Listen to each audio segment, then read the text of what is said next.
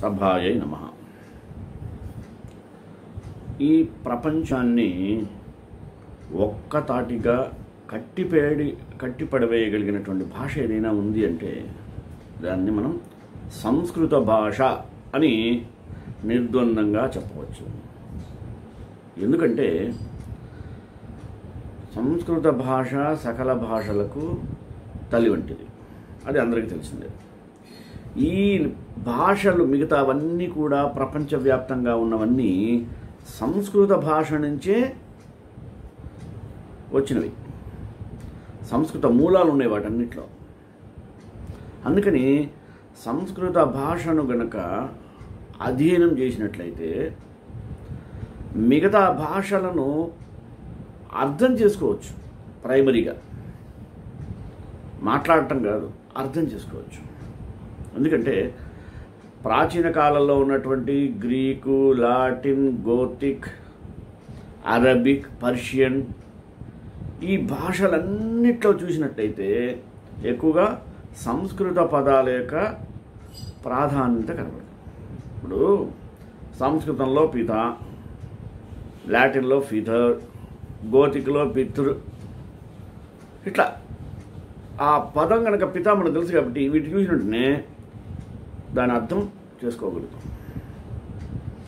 అలాంటి సంస్కృత భాష కనుక బాగా అధ్యయనం చేసినట్లయితే సరే, ప్రపంచ దేశాలు తర్వాత ఇంట గెలిచి రచ్చగెలవాలి కాబట్టి మన భారతదేశంలో ఉండే భాషలు సులభంగా అర్థం చేసుకోవచ్చు.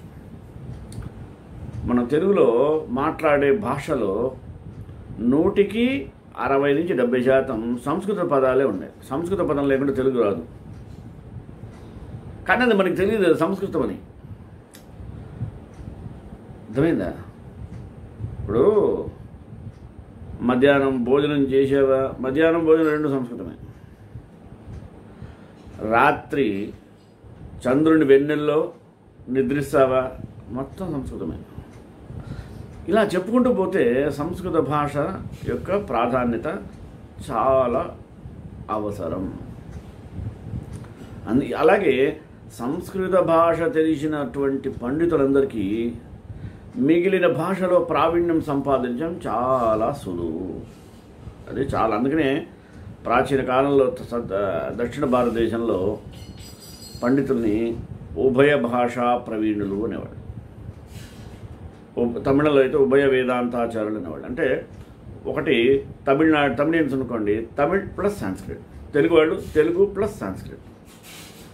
సంస్కృతం లేదే వేరే వాళ్ళకి దాని మీద పాండిత్యం గ్రిప్ రాదు. అందుకని సంస్కృత భాష అంత గొప్పది. కాకపోతే మన దౌర్భాగ్యం దాన్ని ఎలా విరివిగా వాడుకోవాలో తెలియకపోవటం వల్ల ఇప్పుడు మనలో దాన్ని మృత భాషగా చెప్తుంటారు. మృత భాష అన్నవాడే మృతుడితో సమానం. సంస్కృత భాష ఎప్పుడు కూడా అందరికీ అందుబాటులో ఉండే భాష. దీనికి ఒక అపోహలు ఉన్నాయి. దేవ భాష, దేవతలు మాట్లాడే భాష, పండితులు మాట్లాడే భాష, బ్రాహ్మణులు మాట్లాడే భాష. అంత తప్పు కదా. ఇప్పుడు ఒక వాక్యాన్ని మనం చెప్తున్నాం అనుకోండి. ఈరోజు ఉదయాన్నే లేచాను, కళాశాలకు వెళ్ళాను, పాఠశాలకు వెళ్ళాను, మధ్యాహ్నం భోజనానికి ఇంటికి వచ్చాను, సాయంత్రం పాఠశాల వదిలిపెడితే వ్యాయామశాలకు వెళ్ళాను, అలాగే రాత్రి చల్లటి చంద్రుని యొక్క వెన్నెల్లో నిద్రపోయాను. ఇలా మనం మాట్లాడే భాష అంతా సంస్కృతమే కదా, 100కి 90%. మరి ఇది మానవ భాష కాక దేవతల భాష, బ్రాహ్మణుల భాష. అంటే ఈ పదాలు సంస్కృతంలో ఉన్నవని మనకు తెలియకపోవటం వల్ల మన దాన్ని అలా అపోహపడుతున్నాం. తప్పే లేదు. సంస్కృతం అంటేనే సంస్కరింపబడిన భాష. చక్కగా మాట్లాడటానికి మాట్లాడేటప్పుడే ఇతరులు కూడా ఆకర్షింపబడేటువంటి ఒక సంస్కృత భాష చాలా ప్రశస్తమైనది.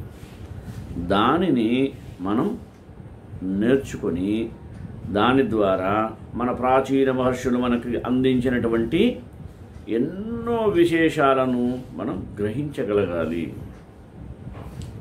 సంస్కృత భాష యొక్క అర్థమైనట్లయితే మన నిత్యం చదివేటువంటి పూజల్లో కానీ ఇంకేదైనా వినోద విశేషాల్లో వాడబడేటువంటి మంత్రాల్లో కానీ అర్థాలు కొంతవరకైనా అర్థమవుతాయి. అటువంటి సంస్కృత భాష గురించి అప్పుడప్పుడు చెప్తూనే ఉంటాం. కారణం ఏంటంటే మర్చిపోరాదు. అందరికీ జనని సంస్కృత భాష. కాబట్టి ఆ సంస్కృత మాతను మర్చిపోకుండా ఉండాలని తలంపుతో ఈరోజు సంస్కృత భాష అనే ఒక శీర్షికన మీ ముందుకు వచ్చాం. మొదటగా ప్రార్థన. స్వస్తి ప్రజాభ్యః పరిపాలయంతాం న్యాయేన మార్గేణ మహీం మహిషాః గోబ్రాహ్మణేభ్యః శుభమస్తు నిత్యం లోకాః సమస్తాః సుఖినో భవంతు. అంటే మానవుడు వివేకవంతుడు, విజ్ఞానమయుడు, భావసంపన్నుడు. భావమును బాహ్య ప్రకటన చేసేటి సాధనం ఏదైనా ఉందంటే అది భాషే.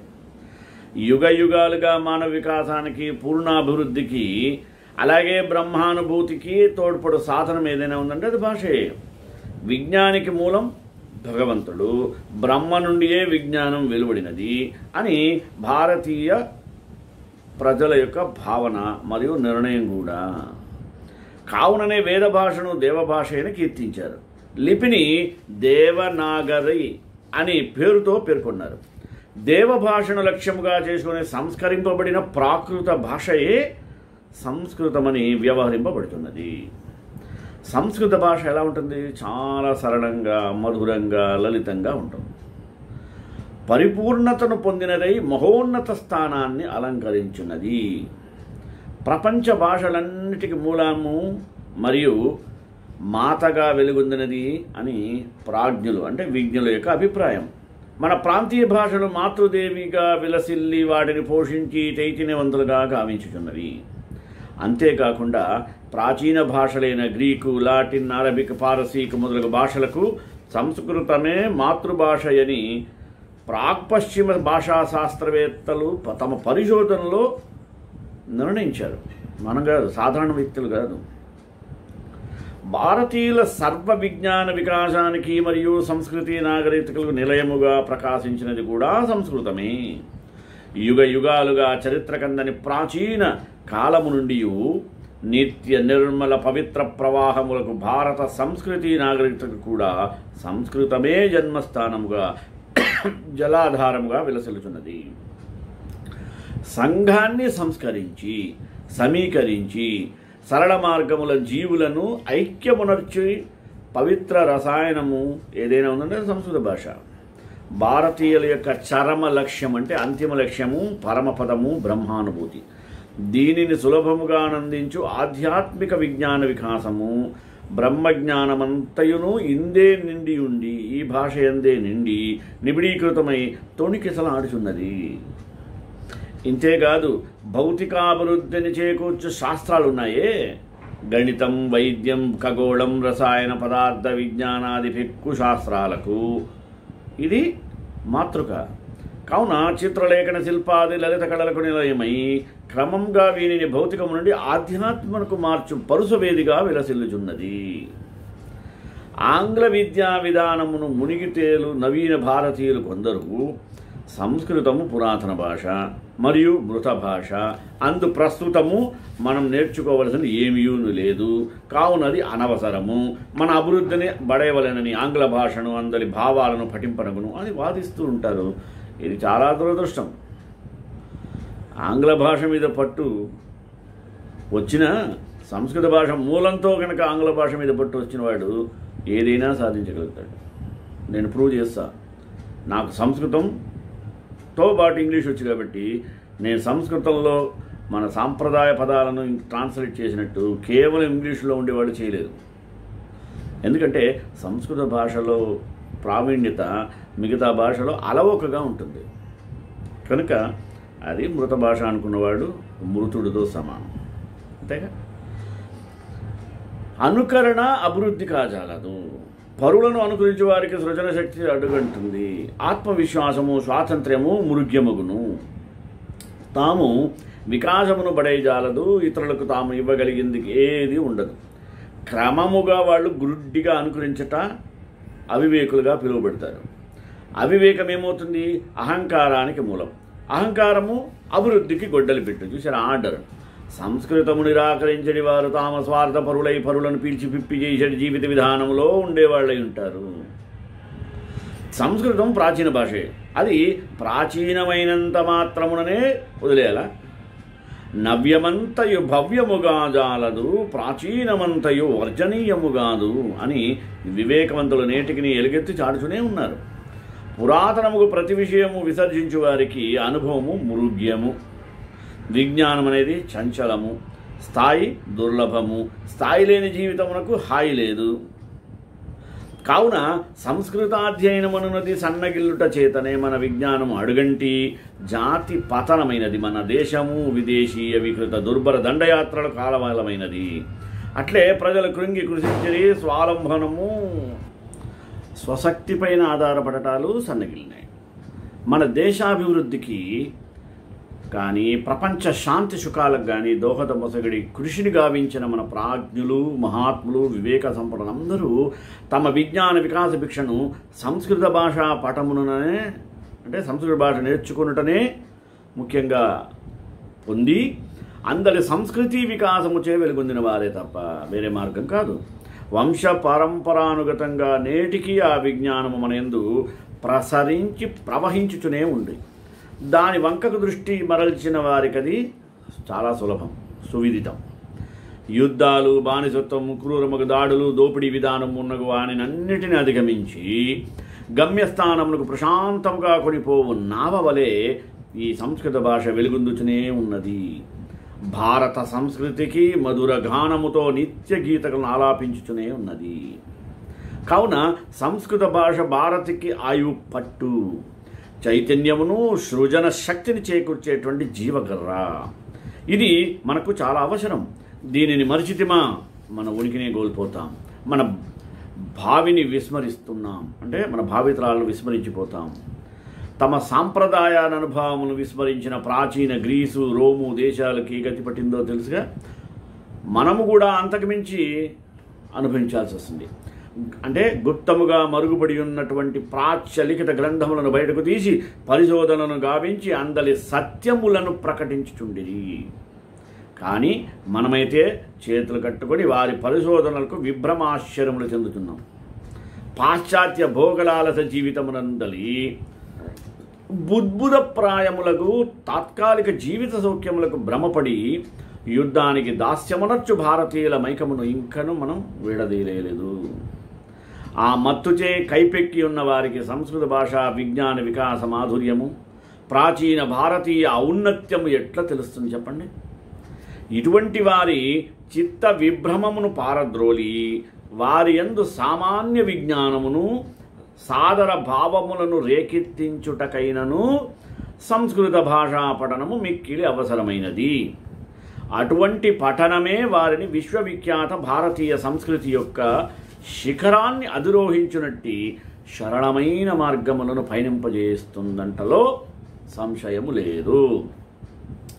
పాశ్చాత్య భావదాస్యులు మరియు ఆంగ్ల భాషా మానసులు మేమే విజ్ఞానులం, భావసౌష్టమున భాషా పాండిత్యమునందు అగ్రగణ్యులం అని విచ్చలవిడిగా తమ గురించి గొప్పలు చెప్పుకుంటూ ప్రచారం చేసుకుంటూ ఉంటారు. ఇంతటితో సంతృప్తిని చెందినచో కొంతలో కొంత సంతోషమే. ప్రాచీన విజ్ఞాన సంరక్షకులకు సంస్కృత పండితులను ఛాందసులని, సంకుచిత భావం కలిగిన వారని, అభివృద్ధి నిరోధకులని విమర్శించి వెక్కిరిస్తూ ఉంటారు. అలాంటి సాహసం చేసేవాళ్ళని మనం ఎదుర్కోవాలి. తమ మాతృదేశ సంస్కృతి, నాగరికతను, భాషను తమ అమూల్య సంపదగా భావించి అభిమానముతోనూ ఆదరభావను ప్రకటించుటకు సిగ్గును చెందుతున్నారు. భిక్షాం దేహి అని పరులను అర్థించుచు తమ ఇంట గల మధురమైన ఆహారమును మంట కలుపుచున్నారు. తమ ఇంటనున్న పరమాన్నమును తృప్తిగా భుజించి జీర్ణించుకొనుటకు బదులుగా పరాన్న భుక్కులై దానిని జీర్ణమొనర్చకున జాలక బాధపడుతున్నారే. ఎంత దౌర్భాగ్యం! తమను తాము తక్కువ చేసుకున్నట్టే ఇతరులు కూడా వారిని నీచంగానే చూస్తుంటారు. తమ దేశమునందే విదేశీయ జాతిగా బ్రతుకుట కంటెను సిగ్గు చెందవలసిన విషయము మరేది కలదు చెప్పండి. క్రమశిక్షణ సంభరితము సౌష్ఠవ సర్వాంగ సుందరమునకు మన సారస్వతమును సంస్కృతిని సక్రమముగా వినియోగించుకొనుచు పరుల విజ్ఞానమును మన తత్వమునకు అనుగుణ్యముగా మార్చుకొని జీర్ణించుకునుట లెస్స. యోగ్యమును స్వీకరించి తద్భిన్నమును వదిలిపెట్టి వివేకము కలిగి ఉండాలి. భాష పదముల వాక్యముల సమూహం కాదు, జాతి యందలి ఉన్నత భావములను ఉత్కృష్ట ఆదర్శములను ప్రకటించే సాధనం.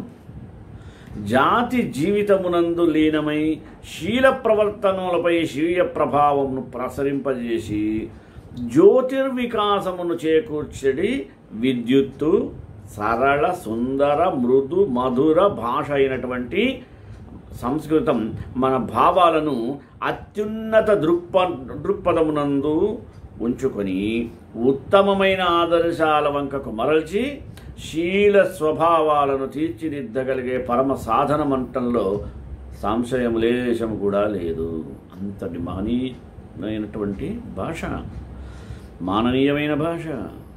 అటువంటి భాష ఉచ్చారణాస్ఫురితమైన నాదమును తత్సంకీర్తనాకలిత మధుర గానమును జాతి సౌష్ఠతకు సంస్కృతి వికాసమునకు దోహదమునొసగి జాతిని చైతన్యవంతమనర్చుచున్నది.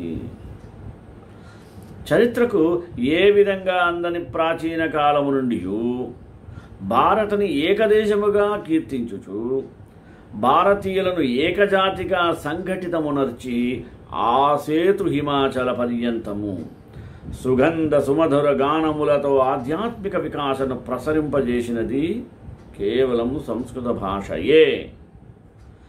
ఆధ్యాత్మిక నైతిక సాంఘిక రాజకీయాలను సమన్వయించి జాతిని పరిపూర్ణమునర్చిన దివ్య భాష సంస్కృత భాషయే. ఇటువంటి ఉన్నత శక్తి దాతను ఉజ్వల భావతరంగ సముపేతమైన సంస్కృత భాషను భారతదేశమునంతా కూడా వ్యాప్తమునర్పవలసిన బాధ్యత ప్రతి ఒక్కళ్ళది. అందరి అమూల్య భావరత్నాలను వెలికితీసి ప్రజలకు విరివిగా అందించినంత వరకు మానవ జాతి యొక్క వికాసము అభివృద్ధి పొందలేదు. కనుక మన భాషలో ఉండేటువంటి సౌలభ్యం మిగతా భాషల్లో లేదంటం ముదావహం. ఈనాడు కూడా భారతదేశం అనేకములైన పరదేశీయులకు ప్రత్యేక విలక్షణముచే వెలుగొందు దేశముగానే ప్రకాశిస్తున్నది. సంస్కృత భాష ఇప్పుడు ఏమైపోయిందంటే మన భారతదేశంలో కన్నా కూడా విదేశాల్లో దాని విలువ బాగా తెలిసిపోయింది. మన దౌర్భాగ్యం, పుట్టింట్లో మనుగడ లేదు, మెట్టింట్లో అది విజృంభిస్తుంది. మీరు కనుక జర్మనీ, ఆస్ట్రేలియా అని చోట పోతే 7వ తరగతి లోపలే భగవద్గీత 18 అధ్యాయాలు నేర్పిస్తున్నారు. సంస్కృతం కంపల్సరీ లాంగ్వేజ్ పెట్టారు. ఎందుకని? సంస్కృతంగా నేర్చుకుంటే మన సంస్కృతంలో శాస్త్రాలలో నిండి నిబిడీకృతమైనటువంటి విషయాలను సేకరించి వాటిని తర్జుమా చేసుకుని అదొక బిజినెస్ మార్కెటింగ్ చేసుకోవడానికి అనువైనది. ఏది ఏమైనప్పటికీ సంస్కృత భాషను ఆదరించడంలో మనకన్నా వాళ్ళే గొప్ప. మనం ఇక్కడ మనమే దాన్ని నిర్లక్ష్యం చేస్తున్నాం. మనం నిర్లక్ష్యం చేస్తున్నాం, వాళ్ళు లక్ష్యం చేస్తున్నారు. వాళ్ళు లక్ష్య దిశగా పయనిస్తున్నారు, మనం నిర్లక్ష్య దిశగా పయనిస్తున్నాం. కనుక ఈ ఆధ్యాత్మిక వికాస ఫలితంగా పరుడు ఈ దేశాన్ని ప్రేమించి కీర్తిస్తున్నారు. బ్రహ్మానుభూతి సంపన్నులకు, సన్యాసులకు, యోగులకు, అవతారమూర్తులకు, పురుషోత్తములకు, తాపసులకును ఆలవాలమై పరదేశ రాజులను ఆకర్షించుతూనే ఉన్నది. అట్లే పరదేశీయులు క్రూర దాడులను గావించి మన భౌతిక సంపదలను కొల్లగొట్టుకుపోయినను మన సంస్కృతము మాత్రము ప్రేమ, త్యాగములకు, భక్తి శ్రద్ధలకు, సేవా సంపదలకు నిలయమై అహింసను, శాంతిని ప్రపంచమునకు ప్రబోధించుచున్నది. నవీన ప్రపంచమునందు పాశ్చాత్య దేశాలు విచ్చలవిడిగా స్వైర విహారములు గావించుచు భౌతిక భోగలాలస జీవితాన్ని ప్రబలించుకొని తృష్ణను, స్వార్థాన్ని రేకెత్తించి ఈర్ష్య, అసూయ, ద్వేషాలను, అహంకార మమకారాలను తాండవింపజేయుచున్నవి. అది ఎట్లున్నదంటే ఎలా అని చెప్పాలంటే తాచెడ్డ కోతి వనమెల్ల చెరచే అన్న చందానం ఉన్నది. అంటే తాము చెడి పరులను పాడు చేయుచున్నవి. దాని పర్యవసానంగా ఏమైంది? పరస్పర స్పర్ధలు, పోటీలు చెలరేగినవి. యుద్ధాలు, మారణ యంత్రములు, వికృతమైనట్టి అట్టహాసములు గావించుచు మానవులను మృత్యుదేవతకు బలియసంగుచున్నవి. బీభత్సము, రక్తపాతము భీకరాకృతిని దాల్చి విజృంభించుచున్నాయి. ఇట్లు మానవులు సదా కష్ట పరంపరలకు తగులుకొని క్లిష్ట సమస్యలకు గురి అయి భౌతిక తత్వావేశముచే సర్వమును కూడా విషమింపజేసి విషమయులుగా కావింపబడిరి. సకల ప్రపంచాన్ని ఈ విధముగా భయపడి ప్రేమ సహనాలకు, శాంతిపర రక్షణాలకు, సేవా త్యాగములకు మన దేశము వైపు తల ఎత్తి చూచున్నది ప్రపంచమంతా. భారతదేశం శాంతి కాముక దేశం అవడానికి కారణం కూడా ప్రత్యక్ష పరోక్షంగా సంస్కృత భాషలో ఉన్నటువంటి శాంతి యొక్క ప్రాధాన్యతే. సంస్కృత భాష నేర్పించేది అదే కదా, సంస్కరింపబడిన భాష. మనిషి ఎప్పుడు కూడా శాంతియుతంగా జీవించాలి అనే దాన్ని ప్రాధాన్యంగా నిరూపించే భాషే సంస్కృత భాష కనుక భారతదేశం అనాది నుండి ఈనాడు కూడా వెలుగొందుతూనే ఉన్నది. ఈ విధముగా భయపడి ప్రేమ సహనములకు, శాంతి సంరక్షణములకు, సేవా త్యాగలు మన దేశం వైపు తలెత్తి చూచున్నది. మన ఆధ్యాత్మిక వికాసమైన జీవన విధానమే ఇందులకు ప్రధాన కారణం. మన దేశమునందలి పాశ్చాత్య భావదాసులు కోరుకుంటున్నటువంటి రాజకీయ విధానాలు, పార్టీ తత్వాలు శతాబ్దాలుగా పాశ్చాత్య దేశములందు ప్రచార ప్రబోధములుగా గురి అయి ఆచరణమునందు ఉంచబడినవియే. అవన్నీ నిష్ప్రయోజనాలు. ఆ దేశాల అనుభవం తెలుసుకొని ఆధ్యాత్మిక దృక్పథమునకు తిరిగి మన దేశం వంకకు తమ చూపులను మరల్చుచున్నట్టి ఈ సందర్భంలో పాశ్చాత్యులు గర్హించి విసర్జించుచున్న విషయాలకు మనం ఎందుకు అంగీకరించాలి? పాశ్చాత్యులు నేడు కూడా విశ్రాంతి కూడా తెలియని అలజడిని గావించి యంత్రాలుగా మారిపోయారు. భౌతిక విధానాలకు విసుగును చెంది స్వస్తిని చెప్పి ఆధ్యాత్మిక వికాసమునకు కృషిని గావింపకపోతే 50 సంవత్సరములలోపుననే వారి కృంగి కృషించి వినాశము పొందుతారని స్వామి వివేకానంద లాంటి వారే అభిప్రాయపడిరి. అంటే చూడండి, పై మాటలు ఋషి సత్తముడే వివేకానందును పలుకును. యోగీశ్వరుని యొక్క వాక్కులు అవినడు ప్రత్యక్ష సత్యములుగా మన యొక్క కన్ను లేదా తాండమాడుతున్నది కదా, అవి ప్రబలముగా స్థిరపడుటలేదా? కావుననే భారతీయులకు మనము పాశ్చాత్యులను గురుడ్డిగా అనుకరించినట్లయితే వారికి పట్టిన దుర్గతియే మనకు పడుతుంది. ఆధ్యాత్మిక వికాసము లేని జాతి చైతన్యాన్ని కోల్పోయి నిర్జీవముగా ఉండవలసిందే కదా. అటువంటి దేశము పశు సమానులకు, హింసాపరులకు, దోపిడీదారులకు మరియు క్రూరులకు ఆలవాలమవుతుంది. కావుననే మన భారతీయులకు మతమే జీవితం యొక్క పరమావధి. ఆధ్యాత్మికతను వెనుకకు నెట్టి రాజకీయపు మెరుపులకు, తాత్కాలిక సాంఘిక సంస్కరణములకు, భౌతిక భోగ భాగ్యములకు ఆలవాలముకు దేశము అస్తమించిపోతుందయ్యా. కనుక భారతదేశం ఎట్లు నశించునా?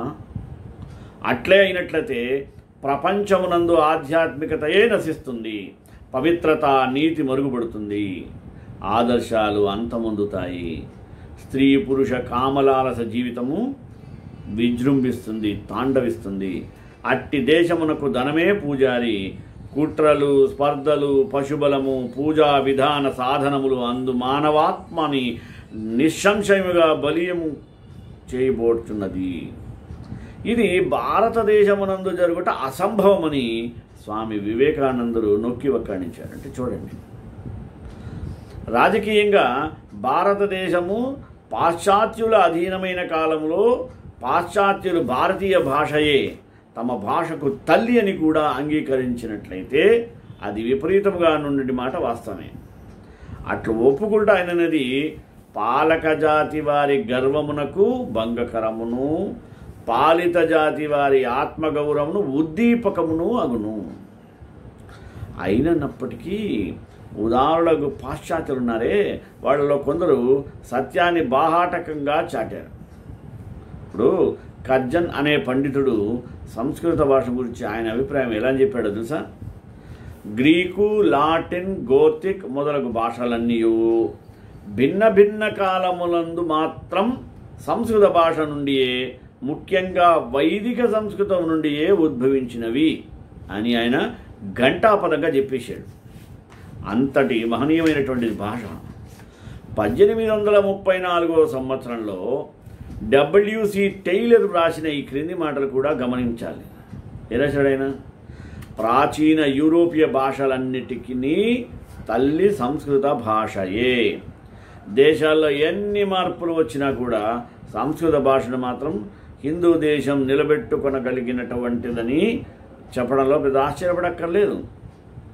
సంస్కృతానికి ఇండో జర్మన్ భాషలలో జ్యేష్ఠ భగినీత్వమును ఆరోపించుట ఇటీవలనే కొందరు పాశ్చాత్యులు చేసిన పనియు, మాతృత్వమే మొదట అంగీకరింపబడినదని నిరూపించుటకు ఈ వచనములు ఉదాహరించుతున్నవి.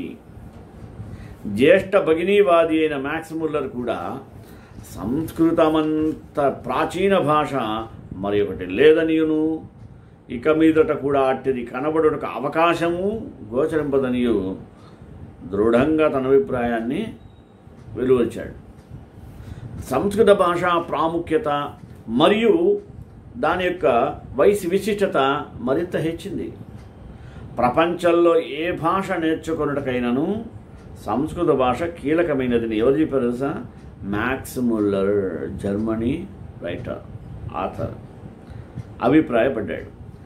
ఆధునిక శాస్త్రములకు అన్నింటికీ గణిత శాస్త్రం ఎటువంటిదో ప్రపంచ భాషలన్నిటికీ సంస్కృత భాష అటువంటిది అని ఆయనే చెప్పాడు. ఎవరు? Max Muller. పైగా ఏమన్నా అడుగుతున్నా, what mathematics is to the sciences the same is Sanskrit to the language of the world. సంస్కృతం నేర్చిన పండితులేగాక ఇతర పాశ్చాత్య విద్వాంసులు కూడా ఈ అభిప్రాయాన్ని చక్కగా అంగీకరించారు. ఎందుకంటే దీనిలో ఎక్కడ కూడా దోషం లేదు. ప్రపంచంలో ఏ భాషను కూడా వాంగ్మయం పుట్టుక పూర్వమే సంస్కృత వాంగ్మయం బయలుదేరినదని అందరూ అంగీకరించి రాసిందే. మానవుని పుస్తక భాండాగారంలో ఋగ్వేదమే మొదటి గ్రంథమని మ్యాక్స్ ముల్లర్ చెప్పి ఉన్నాడు. Rigveda is the first book in the library of man.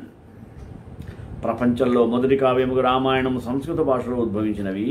ప్రపంచంలో మొదటి జ్యోతిష గ్రంథము, మొదటి నాట్యశాస్త్ర గ్రంథము, మొదటి వ్యాకరణ గ్రంథము సంస్కృత భాషలోనే ఉద్భవించినవి. కావున ప్రపంచ విజ్ఞాన చరిత్రలో సంస్కృత భాషకు విశిష్టమైన స్థానం ఉంది. సంస్కృత భాషలోని వాంగ్మయంలో పరిచయం పొందిన పాశ్చాత్య పండితులందరూ దాని మహత్వమును వేణోళ్ళ కొనియాడారు. మహామేధావి విమర్శక పండితుడు శాకుంతల నాటకమును గురించి గేటియను అనే జర్మన్ పండితుడు విమర్శించాడు. స్వర్గమర్త్యలోకములు సారసస్వమే శకుంతల అని అతడు వర్ణించాడు. మానవ హృదయమునకు ఉపనిషత్తుల గల శాంతిని మరి ఏ విధమైన వాంగ్మయం మార్పజాలదని అందరూ అంగీకరించారు. అసలు విశ్వవిఖ్యాతి గల షోపెన్ హోవర్ అనే జర్మనీ పండితుడు ఉపనిషత్ పఠనమంతా లాభదాయకమైనది, ఔన్నత్య పాదకమైనది, మరొకటి లేదు, అది జీవితకాలం అంతయు కూడా నాకు ఆశ్వాసజనముగా ఉన్నది, మరణ సమయమునందు కూడా అదే నాకు ఆశ్వాసహేతువు కాగలదు అని అన్నట్ట. మొదట్లో బౌద్ధులు ప్రజలకు ప్రాంతీయ భాషలో ప్రబోధము గావించినను, తదుపరి అనుభవము చే సంస్కృత భాష ప్రాధాన్యతను ఆవశ్యకతను గ్రహించి సంస్కృత భాషను ప్రచార ప్రబోధముగా గురిని గావించారు. పాశ్చాత్యుల రాజకీయ, సాంఘిక, ఆర్థిక విధానాలకు, భావాలకు ఆంగ్ల భాషలో ప్రమోదమునకు ఆసక్తి కనబరిచేవారును తమ చిత్తశుద్ధిని, లక్ష్య సిద్ధిని విస్పష్టము వనర్పవలెను. ఉత్కృష్ట భావాలను, నిత్య సత్యాలను, ధర్మ ప్రబోధాలను వేదములందే చూడగలం. వేదమును పరమ ప్రమాణముగా చేసుకొని బ్రాహ్మణాలు, ఆరణ్యకలు, గీతికలు, ఉపనిషత్తులు, రామాయణము, గీత, మహాభారతం మొదలైన గ్రంథాలు చాలా ధర్మశీల సంపత్తి గురించి గాథలను, వ్యాఖ్యాలను పెంపొందించుకుంటూ ఉంటాయి. వేదములనే ప్రమాణముగా చేసుకుని వాడిని పఠించాలి. అటువంటి మహోన్నతమైన సంస్కృత భాషా ఉద్ధరణలో భాగంగా సంస్కృత విశ్వవిద్యాలయానికి చెందిన ఎంతోమంది పండితులు ఇప్పటికీ అహర్నిశలు భాషోద్ధరణకై శ్రమిస్తూనే ఉన్నారు. కళాశాలను విరివిగా స్థాపించాలి. ఈ భాషను ఎక్కువగా ప్రచారం చేయడానికి, అందు బాలబాలికలకు ఉన్నత విద్యను, విశాల భవనాలకు పెంపొందించే శిక్షణను కలిగించాలి. అటువంటి సదవకాశాన్ని మనం కల్పించి అందరూ కూడా సంస్కృత భాష మీద పట్టు ఉండేటట్లుగా ఆ భగవంతుడు అనుగ్రహించగాక అని చెప్పుకుంటూ శ్రీకాంతాయ కళ్యాణ నిదేనాం శ్రీ వెంకట నివాసాయ శ్రీనివాసాయ మంగళం మంగళాచా సమదే పదాచార్య పురోగమై సర్వైష గురువైరాచార్య సత్కృతాయాస్తు మంగళం.